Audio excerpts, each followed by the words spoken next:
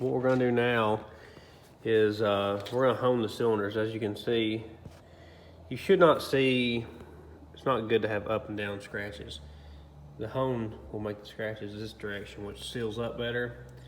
Those scratches are just from, you know, probably some hard miles, you know, probably a lot of rev limiter clutch dumps and stuff. So we're gonna try to hone those out. We went and got a hone. Usually I rent one, but I went and bought one this time just so I'd have it. Got a hone and some WD-40 from Advanced Auto Parts. So we're gonna hone this thing and see if we can make it look a lot better, make it seal up a lot better.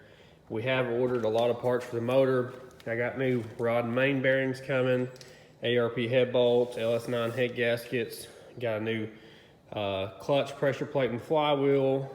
Even though that one's not wore out, there's hot spots on the pressure plate and stuff, and I just don't want to have to pull this darn thing back out. See those blue spots? So I just went ahead and bought a new one. So we're gonna get started on this.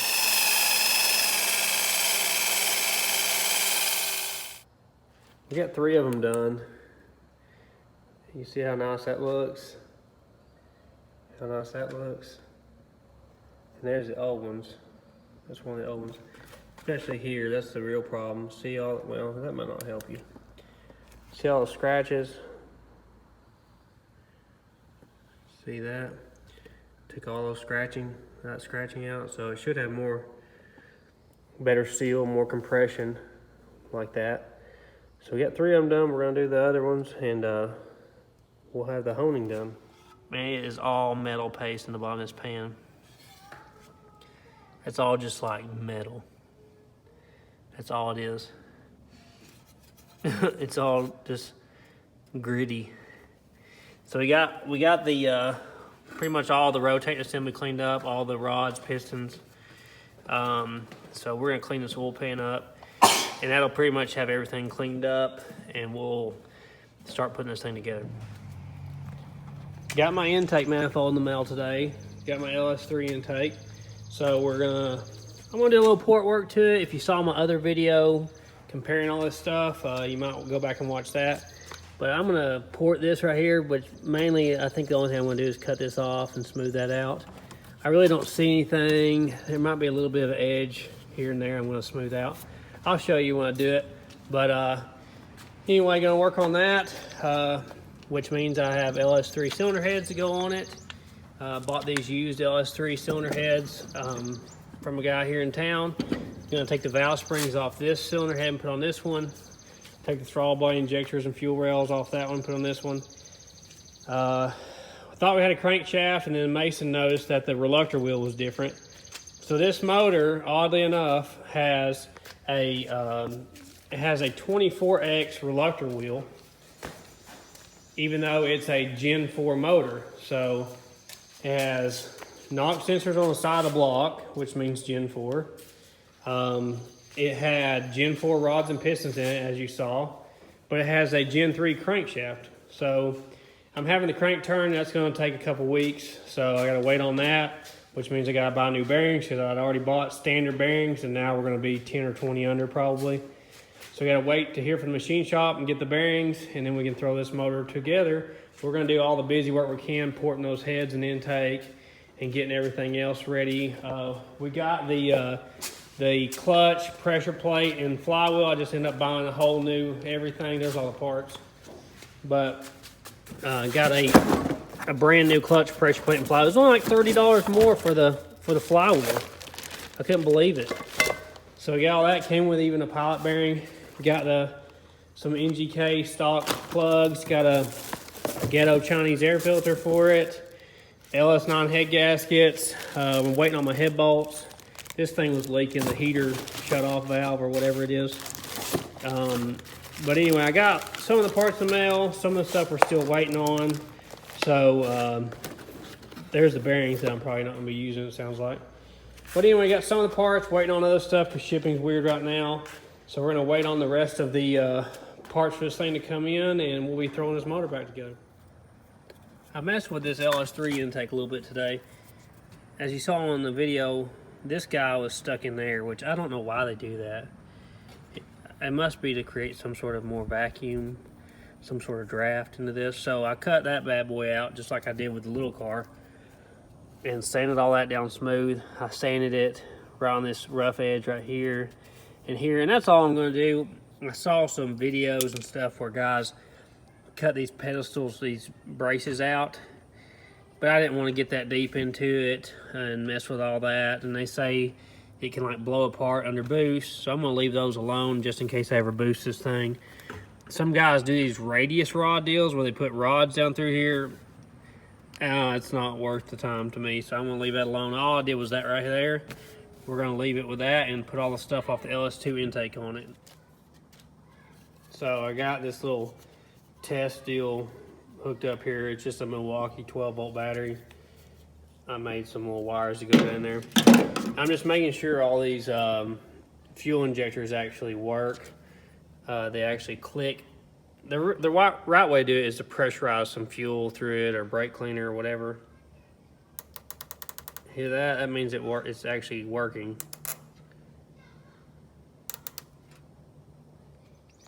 So this is the LS2 map sensor, which has a different plug than the LS3, and it doesn't have this tab for the bolt. And it also, the LS2 was a little bit smaller diameter, so I took the I left the rubber seal on the LS2 one. I took the rubber O-ring off this LS3 one and stuck it over the rubber seal that's on the LS2. And then to hold it down, I made this little bracket, put it in the vise and bent it and made this little bracket that's gonna go here and hold the map sensor down and make sure it doesn't pop out of there when I'm running 30 pounds of boost one day. So this is the quickest way to pull valves, springs off the valves. A lot of people use spring compressor. I have one, and then pull these out with a magnet and stuff, but all you have to do is do that. Get a socket, smack it. I wish you could install them this easy, but this is the quickest, easiest way to pull valve springs off of valves.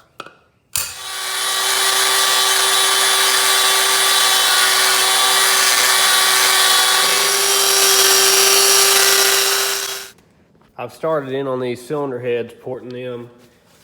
I'll show you the areas I port in them.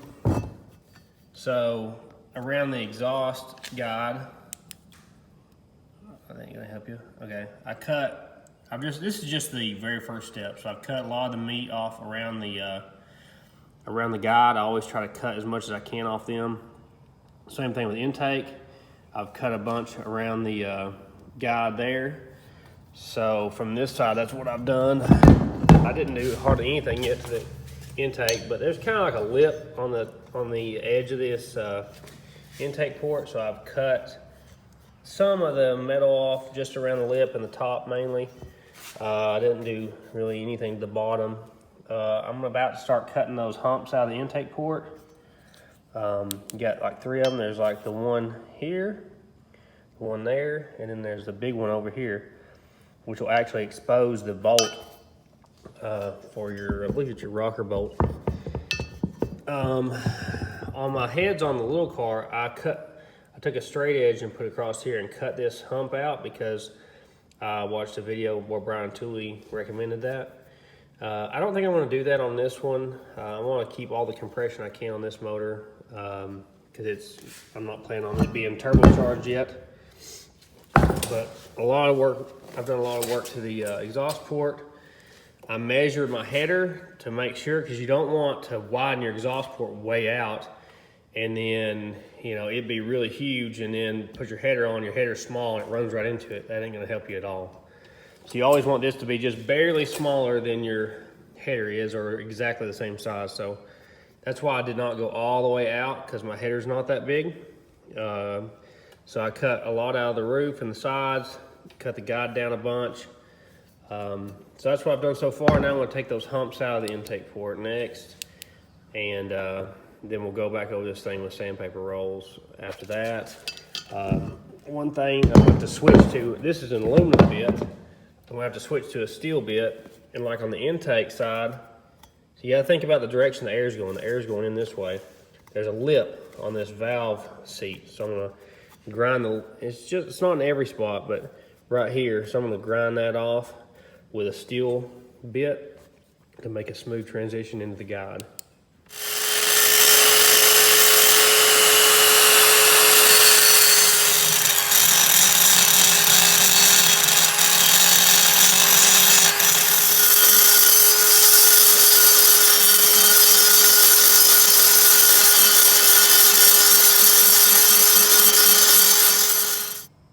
I've got, I believe I've got most all the really rough cutting done on the, get the shape right.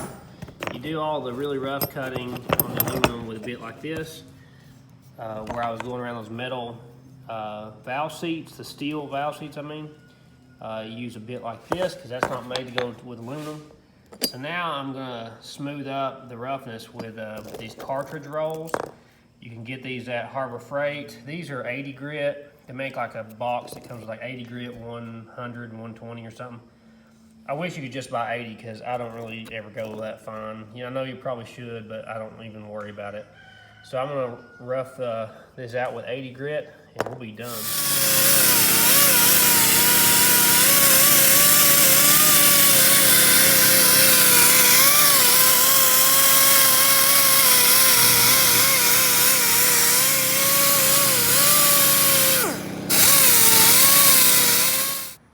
Here's a little comparison between the stock LS3 heads and the ones that I've been porting on. I'm not totally done with the ported set, but I'm waiting on a little tool I need to finish up. So you can see here how the thickness around the intake guide. You can see the 3 humps in there. The one on the right there. That one at the bottom of the seat where the valve spring sits. And then that one back there. There you go, that's really good. So you can see that I cut all that out. I cut the guide way down, cut all those humps out. Now I still got some smoothing to do, but you can really see there. On the exhaust port, you can see how thick the guide is from the factory. You can see the hump behind it there. Same thing over here, all that's gone. You can also see how much of this black is left around the edges. You can see that hump.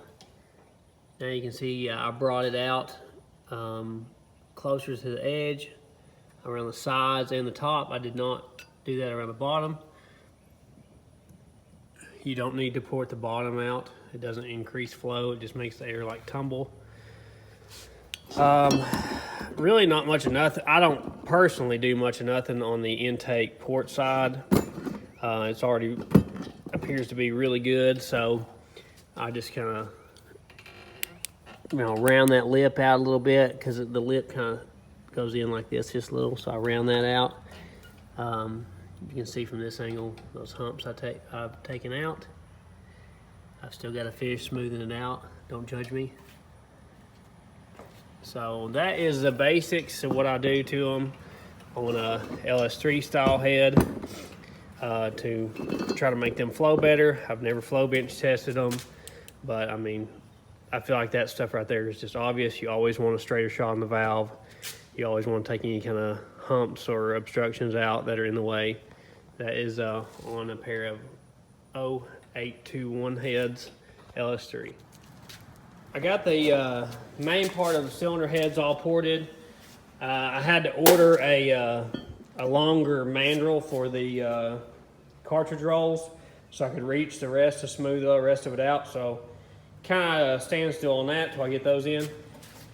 So now I'm porting out the headers because these are, I think, paste setter headers or something. But if you feel in there, the tube is bigger than the flange, so I'm porting the flange out.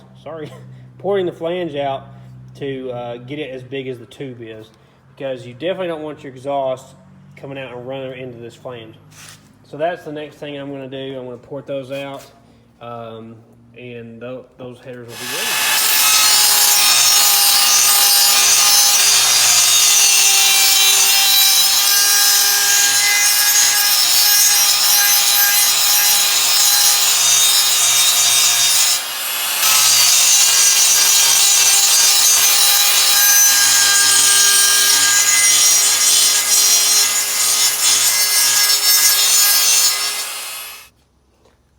So I think I've got as much done as I'm going to do. I got all the ports and everything done. Got the guides the way I want them. Got all the humps out of the intake port, raised the exhaust port, and went over it with these cartridge rolls of like 80 grit and 100 grit. And I'm not usually one to super duper polish them, because everything I've ever built is a street car, and I figure I'll just let carbon fill in all the roughness, because it's going to get coated with black stuff from street driving it. But anyway, I'm probably going to end this video off here. I didn't really do anything to the combustion chambers, just because I don't want to lose any compression on this motor. It's going to be an all motor car. I just kind of rounded off the sharp edge on this, but that's going to be all that I do to these heads.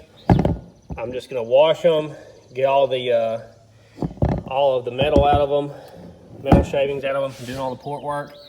And I'm going to lap the valves in on the next video and put the valve springs on them, stick the cam in the motor. As soon as I get the crank back from the machine shop, I'm going to stick the crank in it. So on the next video, you'll see me putting the LS3 top end on the LS2 bottom end and putting it back in this GTO. So tune in next time, I guess, for engine assembly and install.